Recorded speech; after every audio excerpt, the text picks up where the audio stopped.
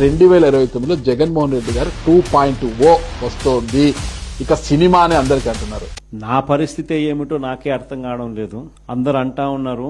ఇలాంటి పరిస్థితిలో నా పరిస్థితి అగమ్య గోచరంగా ఉన్నప్పుడు నేను మిమ్మల్ని నాతో పాటు రమ్మని చెప్పి నేను చెప్పలేను. అన్నా నువ్వు అట్లా అనొద్దన్నా.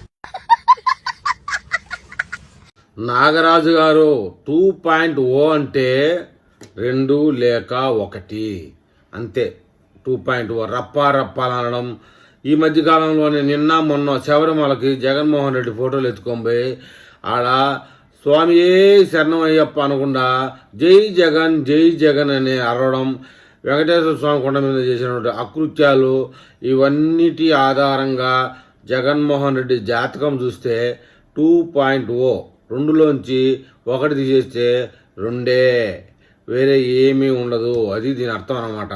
కాబట్టి మీరు ఎంతమందిని ఎన్ని ప్రశ్నలు అడిగినా వైసీపీ పేటీఎం బ్యాచ్లో 2 లేక 3 సీట్ల కంటే ఎక్కువ వచ్చే అవకాశమే లేదు అనేది జగన్మోహన్ రెడ్డి గారికి అర్థమైపోయి ముందుగానే ఆయన జగన్మోహన్ రెడ్డి 2.0 రప్పా అనేది పెట్టాడు. కాబట్టి మీరు కూడా దీని విషయమై ఎక్కువ ప్రజల్లోకి వెళ్ళి అభిప్రాయం తీసుకోండి. మొత్తానికైతే జగన్మోహన్ రెడ్డి చెప్పకనే చెప్పేశాడు, నా పరిస్థితే బాగలేదు ఆయన, మీ పరిస్థితి చూసుకోండి అని.